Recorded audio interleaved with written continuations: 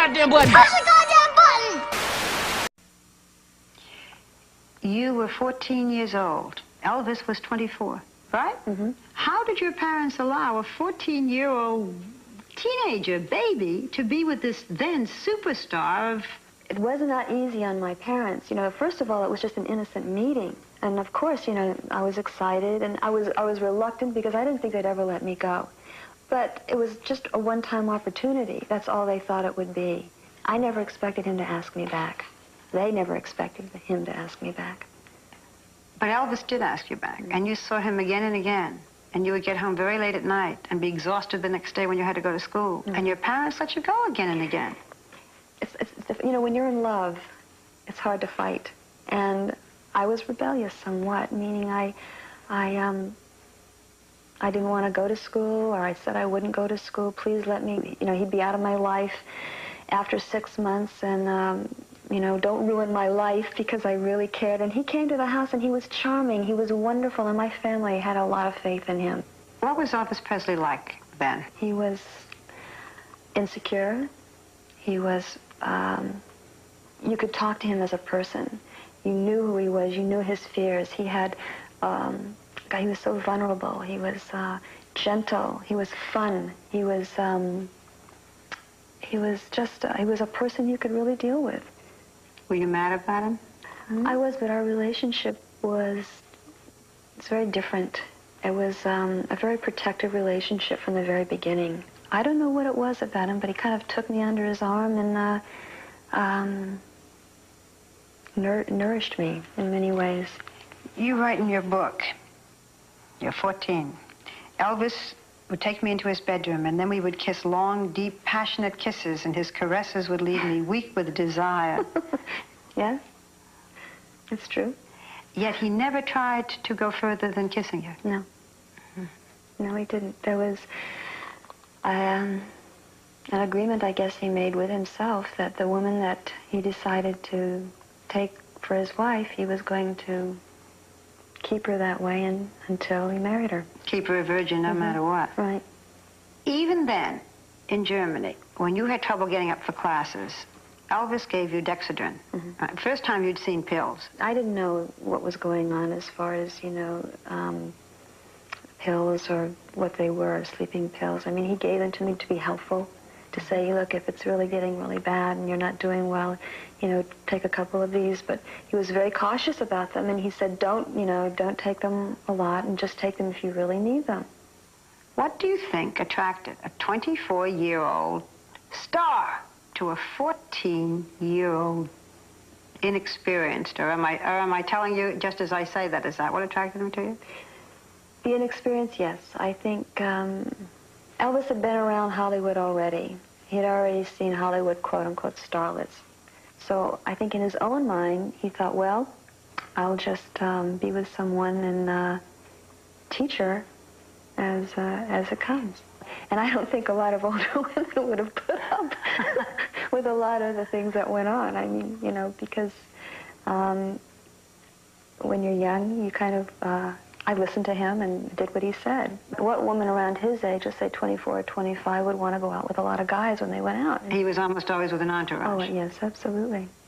Elvis went back to America, was released from the service. You stayed in Germany. When you were 15, he says, come live with me in Memphis. And your parents said, okay. In my parents' defense, they were going through it. They were having a hard time with this, but I was in love. And they were caught between, well, if we don't let her go, you know, she'll sneak off and do it, or she'll catch a plane and go. My mother would cry and go, I don't know what to do. You know, and I feel badly because they did go through a lot. Looking back, do you think your parents should have let you go to Memphis? Yes. Why? Why? Because, who knows? I maybe wouldn't have been married and had the child I have. I don't think they made a mistake. Did Elvis mention marriage when you first moved to Memphis? He was reluctant in mentioning marriage. Very little. When Elvis wanted entertainment, he would rent a whole movie theater or rent a playground or fly across the country for a peanut butter sandwich. What was this like for you as a kid? It was a slow involvement. He didn't do it all at once. Mm-hmm. You know, things just started happening. And then it was a part of my life. If you want something, you get a plane to go get it. If you want to do something, you make arrangements and you call across the country and it just happens. I didn't do it myself, but you had people taking care of everything for you. I did nothing. Everything was taken care of. And during the day, you got up and went to high school. Came home in the afternoon. You said sometimes you'd crawl into bed with Elvis at 3 or 4 in the afternoon, and he was just getting up and didn't even know you were gone. Mm-hmm. I worked that out. And then you stayed up most of the night? Mm-hmm. Yeah. And took pills to go to sleep? I had to. Because we got home so early in the morning, he would sleep until 3 or 4 in the afternoon, and then he'd get his sleep. So I'd be lucky if I got another half hour in. And I had to make it work. I had to do it. I mean, with a fear of a young girl fearing that if I didn't do it, maybe someone would take my place. I always had that fear, well, if I don't do this, someone's going to do it, and I wanted to be the one. At one point, you said, in the early stages of your living there, that he gave you 2 pills. Placidil, was it called? Mm-hmm. Yes. And you almost died. And well, he didn't call a doctor. Well, he forgot, I think, the fact that I had never taken pills, and he had given me 2, because he was used to taking 2. It didn't, it didn't bother him. And he gave them to me, and I was knocked out for about 2 days. Once, Elvis took you to a morgue. Yes, he did. Why? Why that fascination with dead bodies? I don't know what the fascination was. This is not the first time that he had done this. I don't know if it was for the shock value, to see how people would react, or just for his own thrill of it. You wrote, there were times when you and Elvis spent days in the bedroom. Freezing bedroom, he liked it very cold. The windows with blackout drapes so no sunlight entered, day after day. Mm-hmm. It went into weeks, yes. We stayed like that. We had our food delivered by the door. And it was cold. I mean, he did like it cold, and it was dark. And it could get real lonely. And that's how he liked it at times. Like a cocoon. Almost like a womb, I guess. Just enclosed. It was his way of getting away. And then every night to go to sleep, he'd take some pills. He'd have to. I mean, he would, he had a fear of insomnia, first of all. And when he woke up, he had a horrible fear he could never get back to sleep again. And it was real. So every night he took the pills, and he gave them to you, too? Yes. And they became normal? Mm-hmm. So this is this bizarre life of being able to have or buy anything you want, loneliness, days of being alone with him in darkened rooms, pills, and you loved him. Mm-hmm. Was he good to you? Very. Was he also bad to you? When you say bad to me, I don't think it wasn't bad to me in a way that, intentional bad. Elvis went through an awful lot, and I think the communication that we had was very difficult and different. Elvis's way of dealing with problems were not confronting the problems, and if there was a problem, he would buy, or to make it all right and go right for you, make it better, he'd buy you a gift. He would leave you. He would go off to make pictures. He would go off to Las Vegas. And you heard about other women. Mm-hmm. How'd you feel? What'd you do about it? I felt horrible. It was almost a part of, it was the fear that I had too. I didn't want him to leave my sight. I wanted to be with him, because if I left him again, that fear always came in. I'm going to lose him. You wrote in your book that one of your greatest worries was about his co-star, Anne Margaret. Yes, that's true. I knew there was an affair. And if you confronted him? If I confronted him, he'd deny it. Or get mad? Well, that's usually what happens when you're caught. So you live with that? Yes. You wrote, Elvis controlled your looks, your clothes, your hair, your makeup. He controlled you totally. Is that accurate? Mm-hmm. I was definitely under a spell of what I thought was love. And I have to take responsibility for that, too. But you were 16, 17 years old. But what did I know? I knew nothing else. I had nothing else. I had no experience. not even in life, but with other people. And even though he wanted you virginal and pure, he dressed you sequins, shiny material, low cut, slit up the side. Why? I think maybe it was his way of showing sophistication. Maybe making me appear older. I don't know. There's some kind of an appeal that men like with a trashy kind of look. Maybe he liked that. That's what turned him on. Mm-hmm. 6 years you lived there before he decided to marry you. Mm-hmm. In those 6 years of sleeping with him every night, he never had intercourse with you. You wrote in your book that there were times when you begged him. I even wrote it down. You said, "I'm a woman who needs to make love and to feel desired by her man. Please don't make me beg." 6 years of that? Priscilla, why? Well, again, you know, I can only go back to what his concept was, as what he wanted in a woman. And somewhere he, along in his past, he said that he wanted a virgin.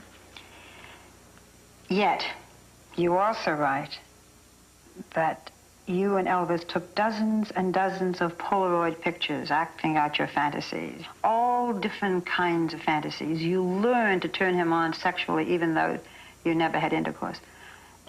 You did say, though, under no circumstances were his ideas or playfulness ever perverted. No. Do you feel the same way today now that you're older and you look back?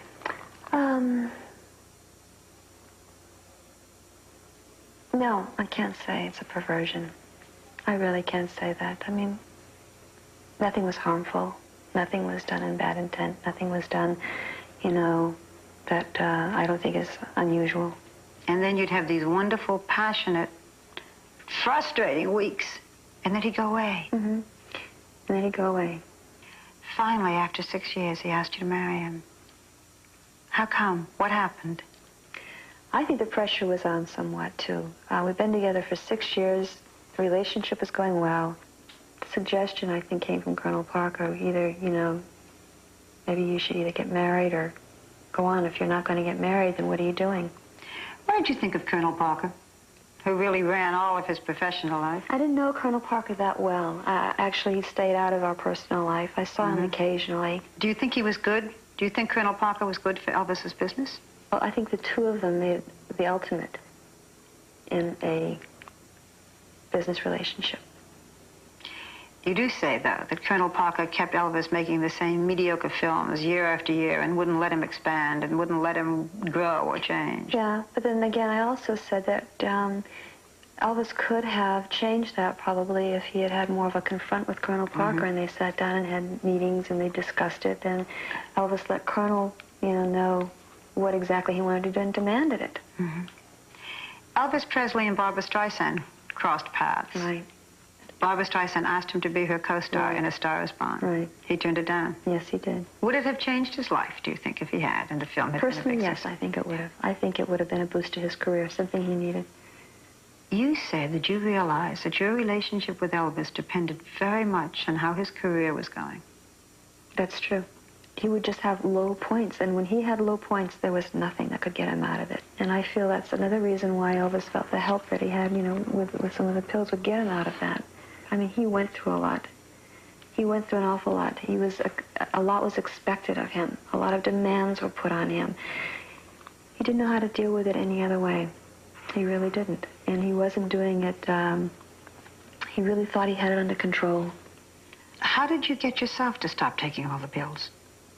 Because I didn't like the feeling of not being in control. It scared me. Because I was doing things that I wouldn't normally do. Things became exaggerated. Things were much bigger. Problems became much more of a problem. I just didn't like what was happening to me. Plus, the two of us taking it, we were like, you know, two different people with each other. And it was, one of us had to be in control. And you knew that even then? I knew that then, yes. What about his temper? We hear a lot about that temper. Yes, he did have a temper. He did. It was unpredictable. It's funny now when you think about it, because his temper was always, I think, bursts of either it's frustration, but I think because He had the power and the money to destroy. He could just replace it like that. I mean, if Elvis didn't like a performer on television, he would go bang, bang, and shoot the television set. Then it would be all gone. Yes.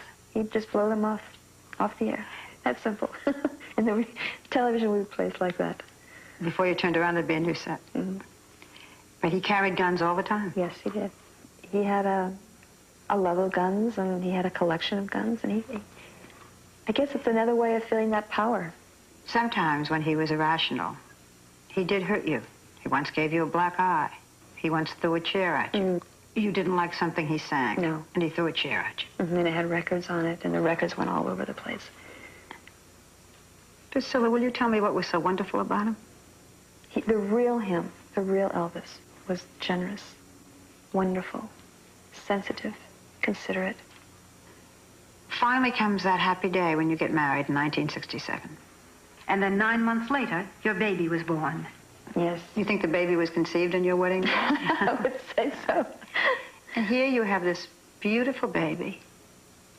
And now you find, as you write, now you find that your husband doesn't want to go to bed with you. Yes. Elvis had a hard time dealing with mother and the little girl that I was to him. And I didn't know it then, but that's how I found and realized in later years. But he was a father to me. He was my mentor. To show any kind of vulnerability or insecurity to me was not macho, was not something that he felt I should see.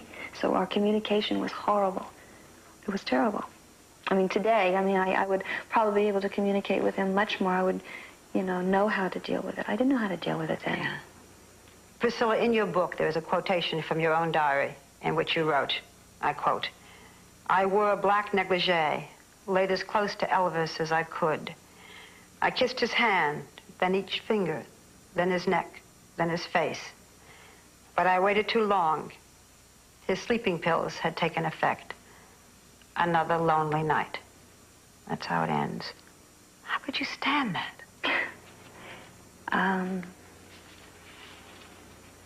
I didn't, actually. I didn't. There weren't too many more nights that I could take.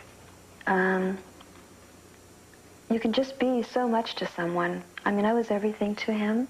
I loved him. I love him today. I couldn't help it. He was a wonderful person. But there's times that you have to think of yourself. And I didn't want to go along with the program anymore.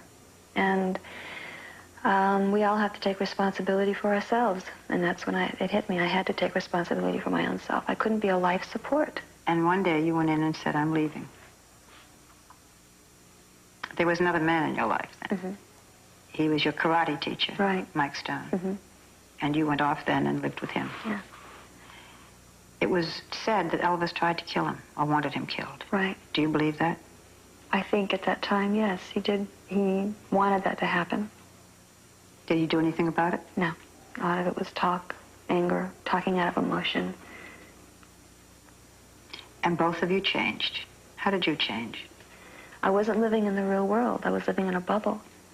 And I found that I had my own taste. I had things that I liked that weren't Elvis's. I found Priscilla.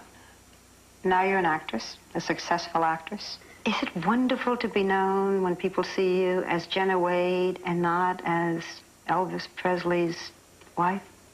It's different. Yeah. There were times I did not even feel like a person. Elvis was always the concerned person. He was first and foremost. No one cared about you. No one cared about your feelings, what you're going through, your sensitivities. That was never there. And then now I feel like I'm a person, and I feel like I'm accepted somewhat. And Elvis changed. I remember those pictures of Elvis in those last years, that fat, bloated man. What did you think happened to him? We talked a lot after we had broken up. In fact, we had become very close. And again, the insecurity set in, age set in. He had a horrible fear of approaching 40. It was coming very rapidly. He wasn't satisfied, wasn't happy with where his career was. And it was difficult to be around, to see it. One of the major questions that has been asked, did he die from drugs?